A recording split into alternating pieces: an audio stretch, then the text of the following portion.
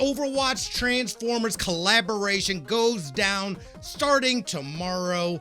Apparently, Megatron has embodied Ramatra, so Optimus Prime, Bumblebee, and RC have taken over avatars. There'll be skins and other things. I don't know if there's going to be any kind of events necessarily tied to it outside of just playing normal games, going through Battle Pass stuff, if it's going to cost money, what it is exactly. I love Transformers. This is obviously a reason I'm going to have to at least go in and try to get some of these skins. The Optimus Reinhardt skin looks absolutely amazing. So we haven't really seen any of them in action yet, just as cinematic, but I'm looking forward to this. Also learning that Exoprimal Season 4 will be its last season. They are going to stop active development on the game. It's only been out for a year. I enjoyed it.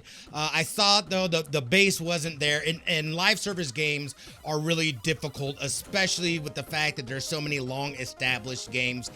Their plan is they're not taking down any of the servers or anything like that. They're going to go ahead and go into, I believe it's a monthly rotation, Season 1 through 4, basically rotating that stuff, end game content and stuff like that. So if you haven't played it, I say it's definitely worth it. This will also give you a chance to go back and get some of those skins and stuff like that that you weren't able to from the previous seasons. So I'm sad to see this go, and they're not going to actively be making more content for the game, but I completely understand. I think the base just wasn't there. We've also got some huge media news in Skydance taking over Paramount in an $8 billion deal. I think this has been in the works for a little bit now, but this is their film, TV, and game.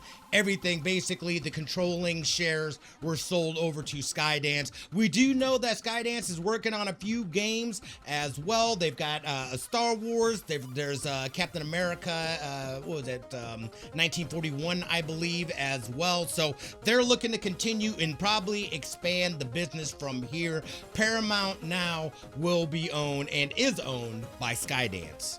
We're also learning that Cities Skyline 2 is now indefinitely delayed on consoles. They continue missing benchmarks for stability and other progress that would allow them to go ahead to go. I enjoyed the first game. It's unfortunate. I know they had issues when they first launched on PC as well, but to see that they're continuing to struggle to be able to get the game on console is unfortunate because they're missing a huge market. So hopefully they're able to get the issues figured out and we get a launch on console here at some point in time. Rogue Company devs have officially pulled their Dr. Disrespect content from the game. However, there's a little bit of a caveat here. Instead of giving people their money back, which they said that they are going to, they're going to give it back to them in virtual game currency. However, they haven't done an update of Rogue Company for like a year now. So I don't even know what the numbers look like on that game if people are really playing it. But I know me personally, I would rather have my money back as opposed to the virtual currency from a game that I'm no longer playing. So we'll see if they shift to actual, giving people their money back, or if they just continue with the we'll give you our in-game currency and you can spend it even though you don't play the game anymore.